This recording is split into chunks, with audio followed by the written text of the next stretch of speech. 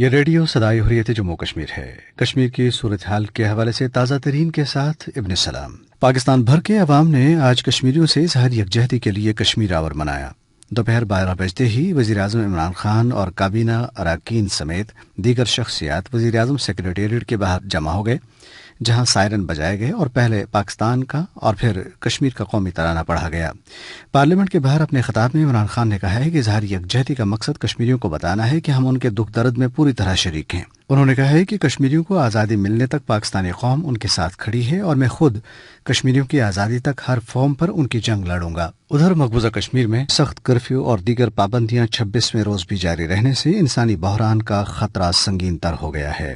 بھارت نے مقبوضہ علاقے میں نہتے کشمیریوں پر مظالم اور ریاستی دہشت گردی میں اضافہ اور کشمیر کو کشمیریوں کے لیے ایک بڑی جیل اور جہنم میں تبدیل کر دیا ہے۔ حریت کارکنوں نے بھارتی حکمرانوں کو خبردار کیا ہے کہ حل طلب تنازع کشمیر کے باعث جنوبی ایشیا کو ایٹمی جنگ کا سخت خطرہ لاحق ہے۔ پوسٹروں اور پمفلٹس کے ذریعے حریت کارکنوں نے کہا ہے کہ ایٹمی جنگ کے باعث لاکھوں لوگ لقمہ اجل بن جائیں گے۔ انہوں نے کہا ہے کہ عالمی طاقتوں کو یہ حقیقت تسلیم کر لینی چاہیے کہ پاکستان کشمیر کے مسئلے پر ایٹم بم سمیت کوئی بھی آپشن استعمال کرنے سے گریز نہیں کرے گا۔ حریت کارکنوں نے لوگوں سے کہا ہے کہ وہ کشمیریوں کی شناخت ختم کرنے اور مقبوضہ کشمیر میں آبادی کے تناسب کو تبدیل کرنے کے بھارتی منصوبے کے خلاف سڑکوں پر آ کر مظاہرے کریں۔ اب آپ مختصر تبصرہ سنیں گے۔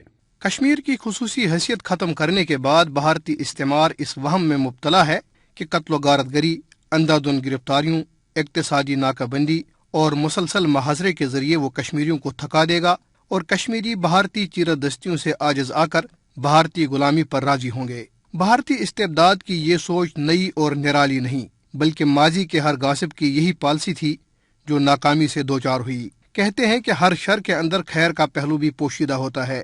بھارت کشمیر کی خصوصی حیثیت ختم کرنے کے بعد جو جشن منا رہا تھا، اب وہ ماند پڑ چکا ہے، کیونکہ بھارت کی اس جارحیت کے خلاف مقبوضہ کشمیر کے مرد و زن، بوڑھے بچے پابندیوں اور کرفیو کے باوجود سڑکوں پر ہیں اور وہ سینہ تان کر بھارتی بندوقوں کے سامنے کھڑے ہیں۔ اس صورتحال کی وجہ سے بھارتی شورما شدید بوکھلاہٹ کا شکار ہیں۔ اس کے علاوہ دنیا بھر کے کشمیری، پاکستانی اور انصاف پسند لوگ عالمی ضمیر کو جھنجھوڑنے میں مصروف ہیں۔ کشمیری عوام کی ثابت قدمی اور بے مثال عزم کی وجہ سے دنیا بھر میں اور عالمی ایوانوں میں مسئلہ کشمیر کی گونج سنائی دے رہی ہے۔ اب بھارت کو یہ علم ہو چکا ہے کہ اس کے جھوٹ کا اب دنیا میں کوئی خریدار نہیں، کیونکہ انسانی حقوق کی بالادستی پر یقین رکھنے والے ممالک، ادارے اور افراد بھارت پر تھو تھو کر رہے ہیں، اور کشمیری عوام کے عزم و ہمت اور قربانیوں کے طفیل وہ دن دور نہیں جب کشمیر بھارت کے چنگل سے آزاد ہوگا۔ تبصرہ ختم ہوا۔